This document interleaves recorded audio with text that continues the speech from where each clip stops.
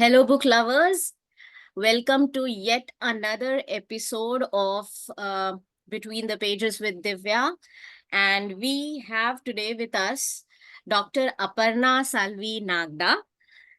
And she is a homeopathic consultant by day, earning her bread and butter through a medical practice in Mumbai. Most of her writing takes shape while traveling with her 8-year-old son for chess tournaments across the country. Well, that's interesting.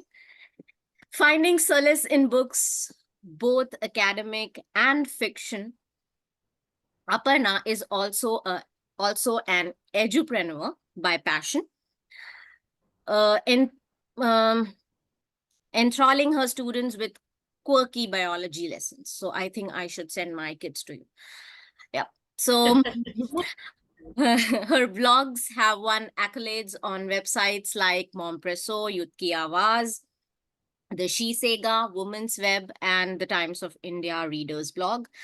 Apart from having co-authored La Jawab Pizza, a collection of short stories published by Vishwakarma Publications, her short stories have found a home in various anthologies. Aparna would love to hear from you. You can find her on Instagram, on Facebook, on Twitter, and on LinkedIn. So just type in Aparna, Salvi, Nagda, and you'll find her. Right. So it's great having you here today, Aparna. And as we all know, we have your book released just a few days back. And we are really excited to hear from you about it. The book's name is The Labyrinth of Silence. So I will, quickly want to, uh, jump on to what it is all about because I'm very excited about reading it as well. So uh, it's a very interesting topic, like wherein you have taken silence as a theme of your book. That is the central theme of the book.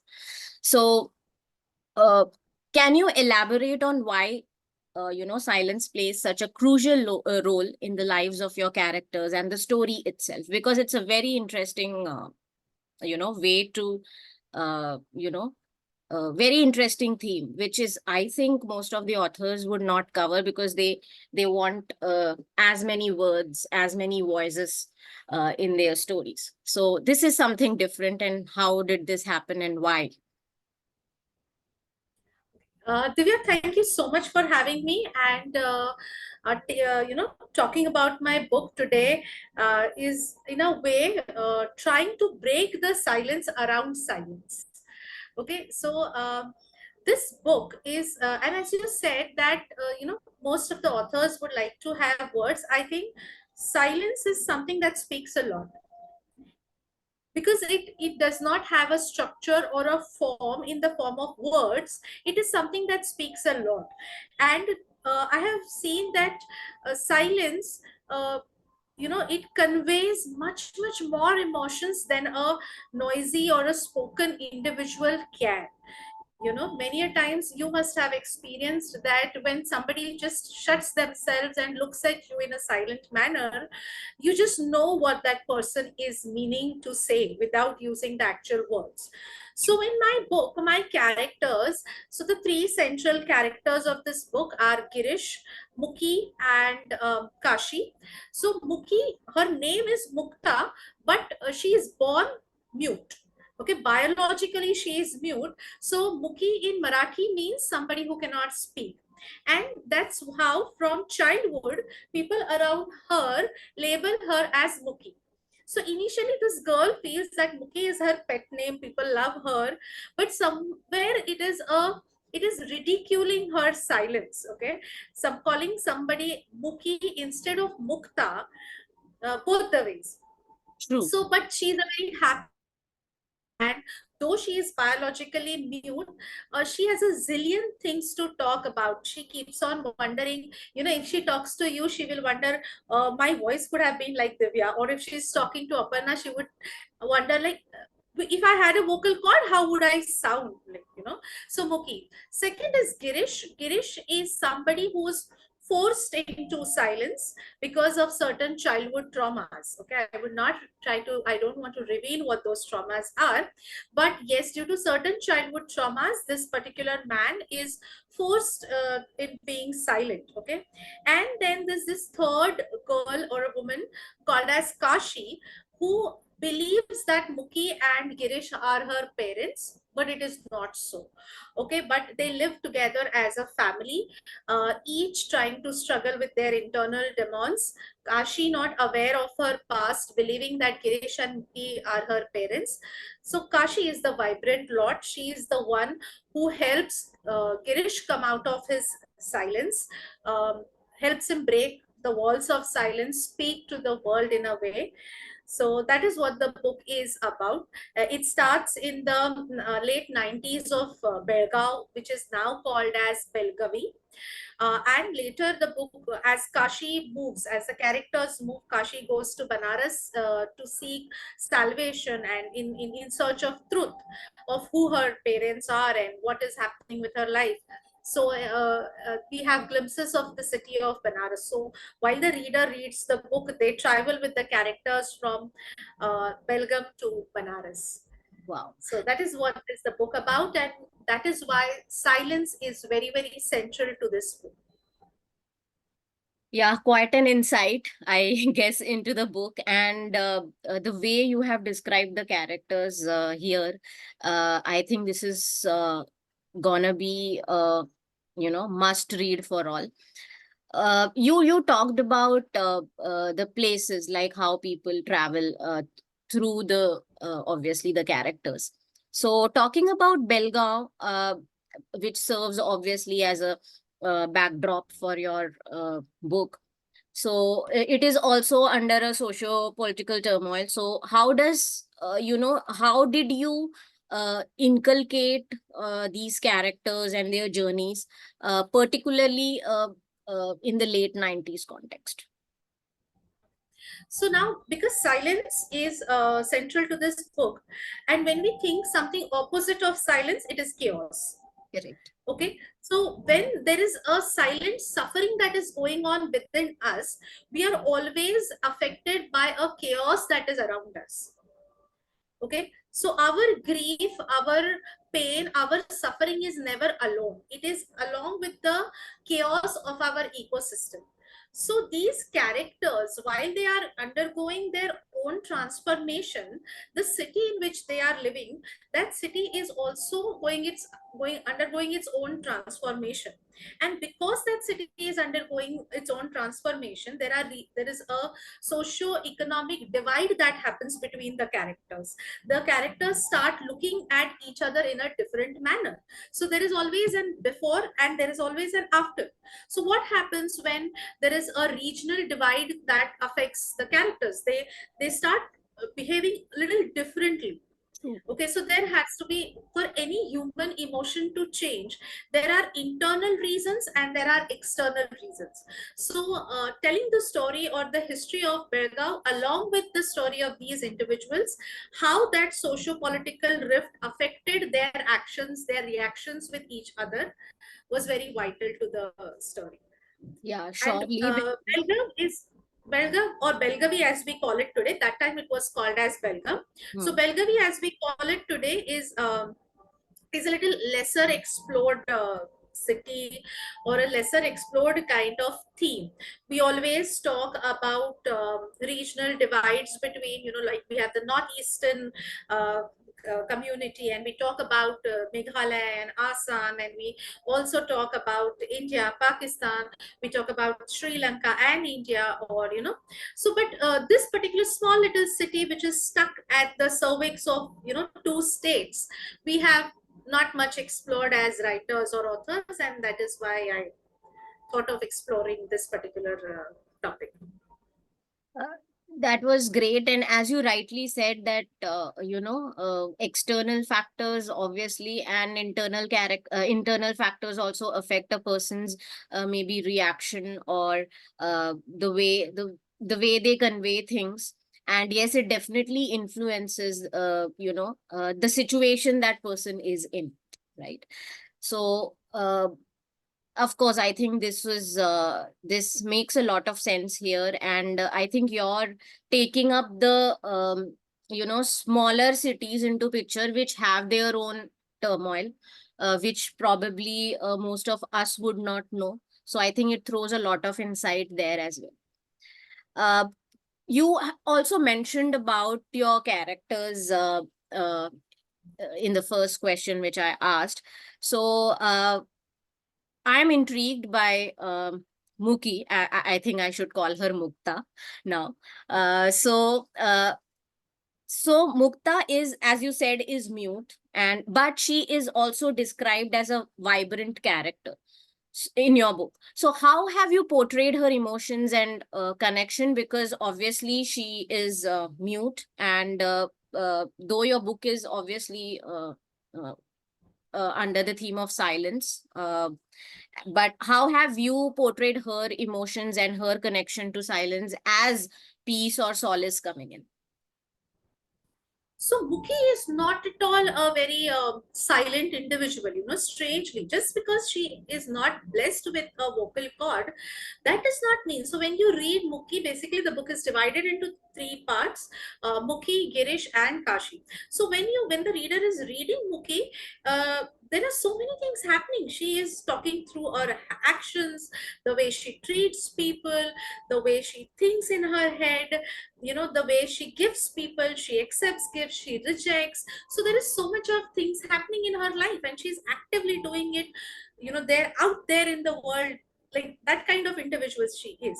So that particular part of Muki, when the reader is reading, they will really not feel that she is a mute individual, which I feel in most of real life people also. It's just because they don't have something to exercise their vocal cords with, but they have so much to tell you. And I think that is what, as we as a society and we as individuals, need to learn, need to understand what their silence is speaking.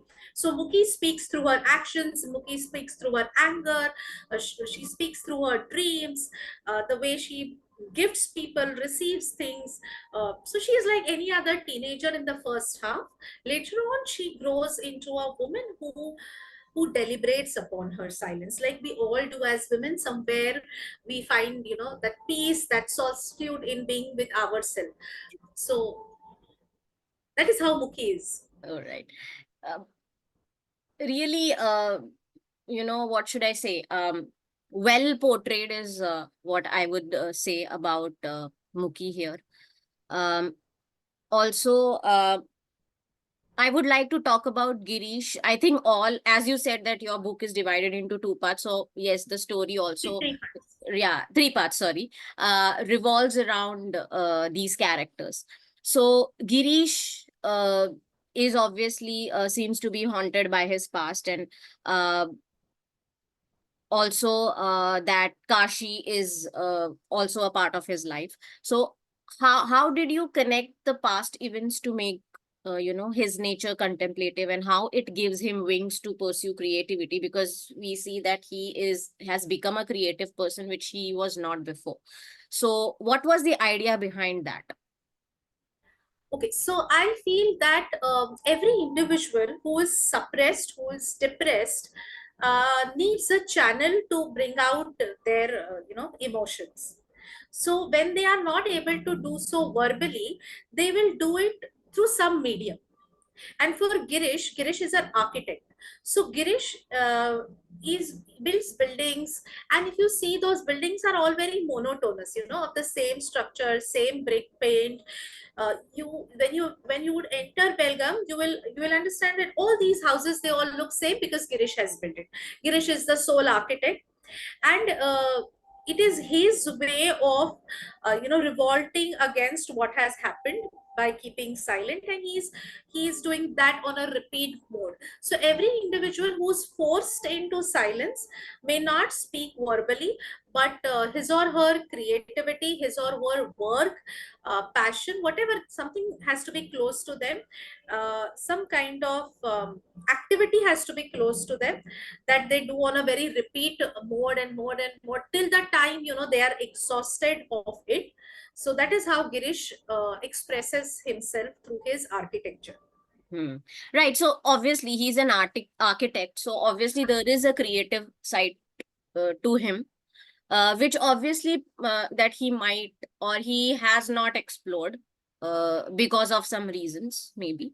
And later on, obviously that comes into picture as the story evolves, is what I believe, and that we will know only when we read the book. So I am going to order it soon so that it reaches me, and I'm Please, really thrilled to read it. please. um can you throw some light on Kashi, like as the character is greatly impacted by Girish, and as you had mentioned before also that uh, she is probably adopted and she is in search of her parents. That is her Also, journey. Kashi is not adopted. You will have to read to find out how Kashi has Is not walked. related to Girish Is or not and his, related. How yeah. she is Okay. related? Hmm. I have explored another kind of a social issue through this. Mm-hmm. What it is that the readers have to read, where how Kashi lands into Girish's lab, or in his life.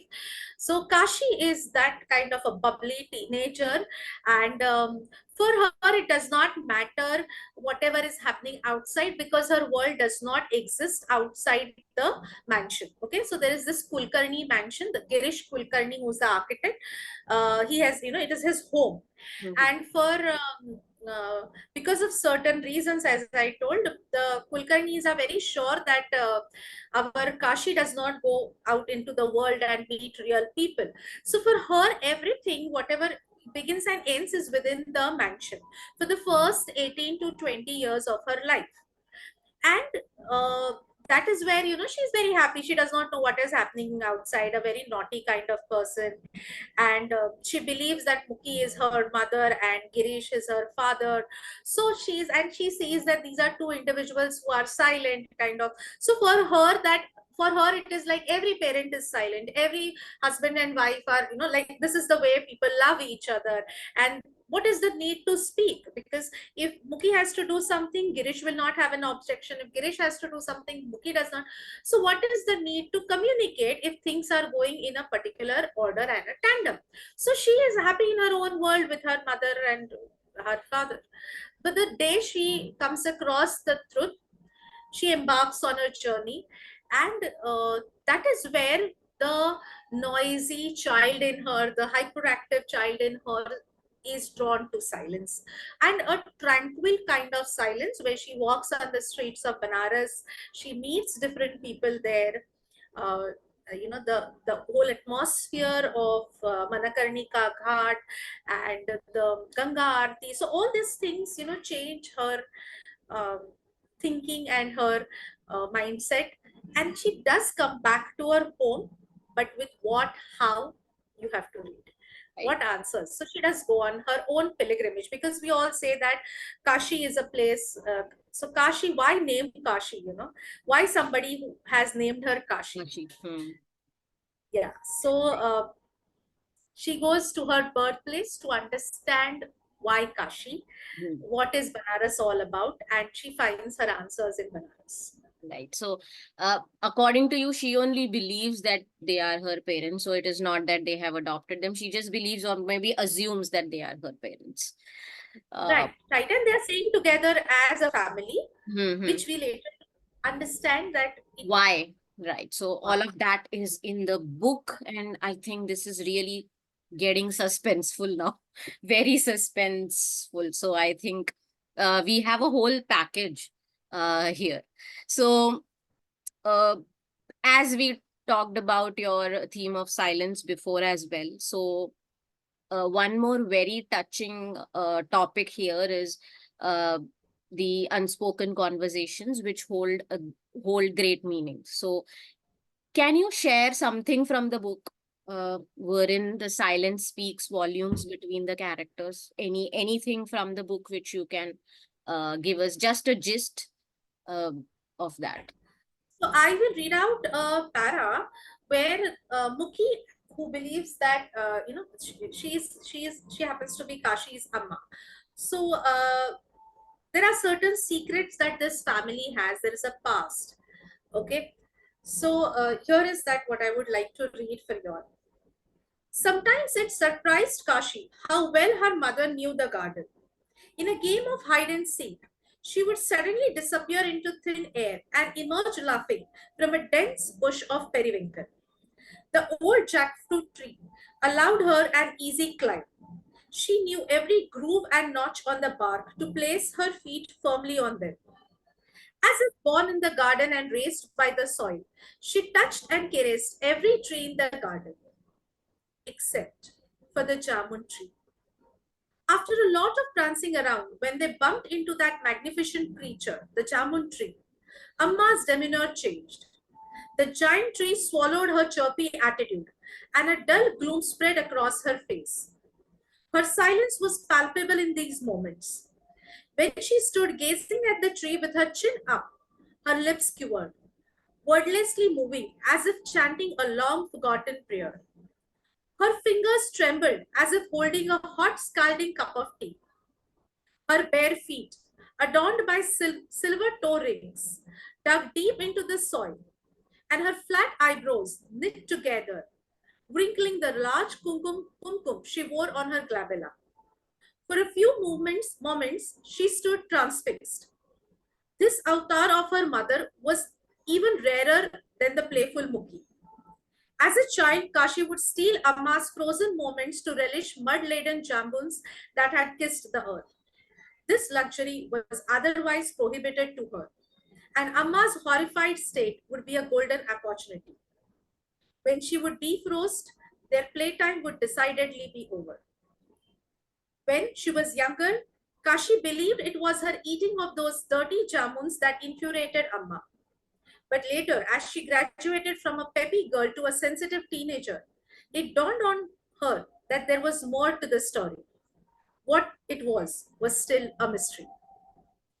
Yeah, and we are just getting mystery, suspense, thriller, everything here.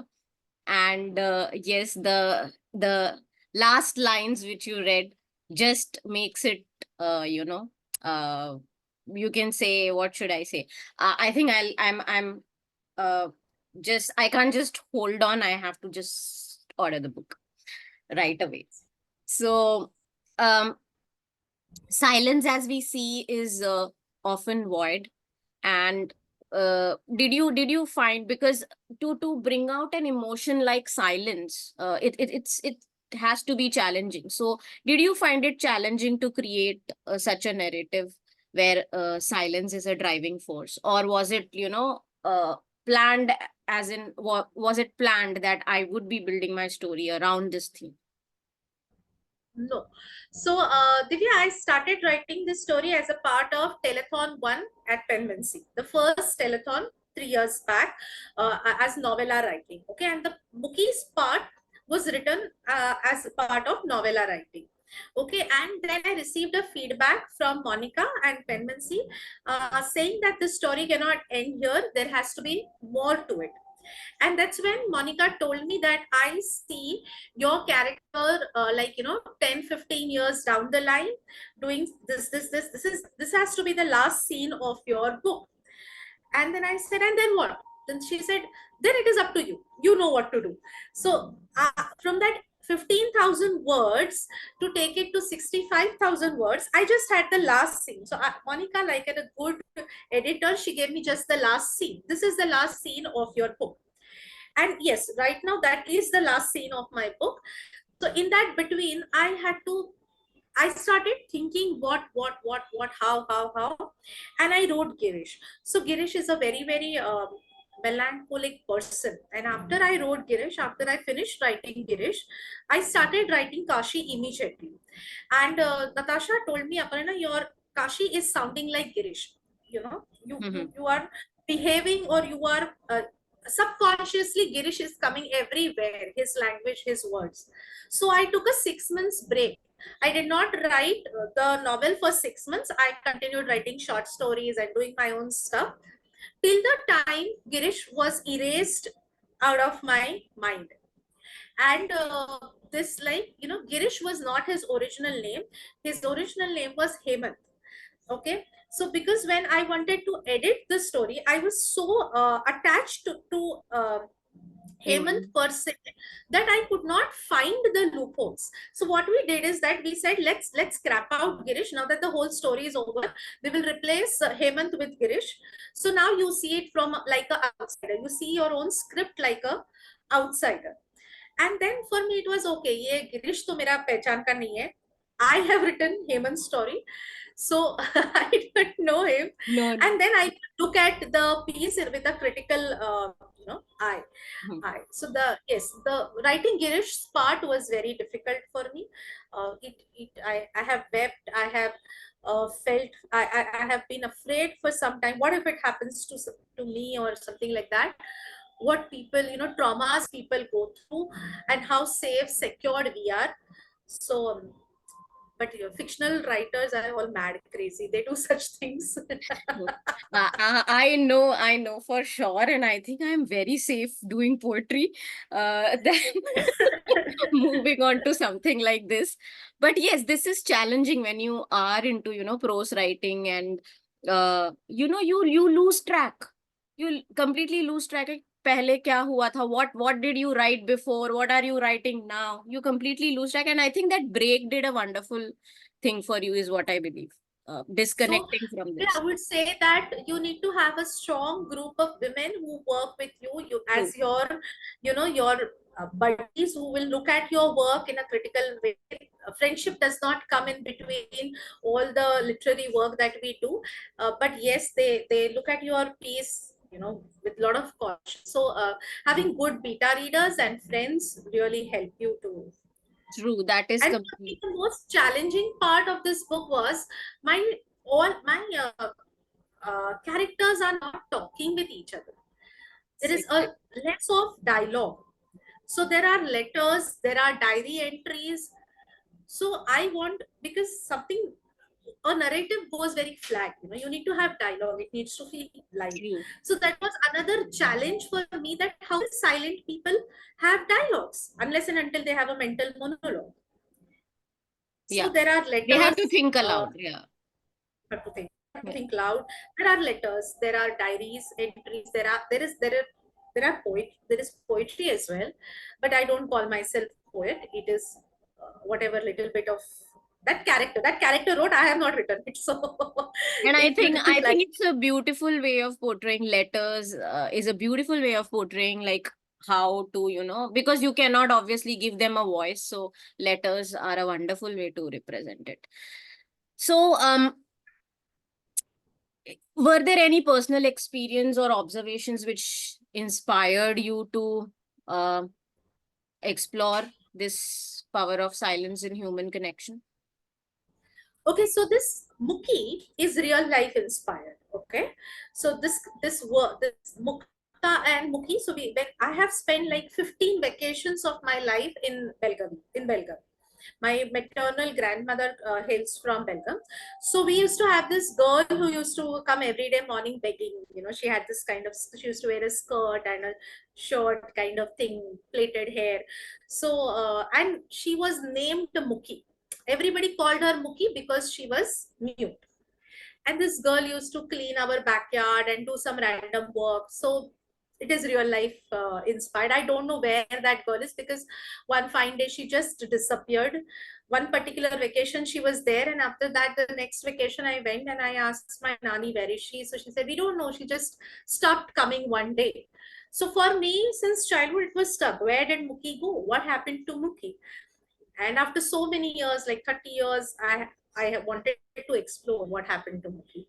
So maybe my imagination took me back. I mean, so I don't know what has happened to Muki, but this is what must have happened. I don't know. That's great. I mean, I think everyone who writes a story or a fiction is somewhere or the other, uh, has thought about, or it has happened with them in their own personal life. So I think they do, and I think everyone's, right from a poet to a fiction writer, everybody draws inspiration from such incidences. So, Aparna, that was a wonderful, insight to the book. And I would quickly move on to your rapid fire questions. And I think so. Yes. So we will start right away. What's the first word that comes to mind when you think of Belgaum? Vacation. Coffee or chai for your characters? Chai. My Most characters drink. okay. Most unexpected source of inspiration for the book. Most unexpected source of inspiration. For the Google. Google. okay. Did you listen to any specific music while you were writing or anything which could keep you going? No. No. No. No. Craziest quirk one of your characters has. Craziest quirk. Okay, so Muki has this quirk of going and fighting with a particular shopkeeper. She does not know why, you know, but since her childhood, this fellow has, she has certain ethics. Ki, aisa hona chahiye, aisa hona chahiye. And this fellow is, sweet tongue kind of shopkeeper, and he will try to give you some degraded substance, 2 rupees kam mein kind of. So she does not like it. She does this all her life till she is a woman of 25, 30 years. She will find some reason to go and fight with this fellow. And as a reader, I have also, as a writer, I have mentioned maybe, and Kashi wonders because Muki is married off to the architect, the renowned architect, and why is she going fighting with this shopkeeper for 2 pennies? But that is a quirk, maybe, that Mhm. she likes to go and instigate that fellow fight, and when she has her own done, fighting and arguing and done her stuff, she comes out, has a good laugh with her daughter, and then they walk home. So that is one quirk she has. Right. Funniest moment during the writing process.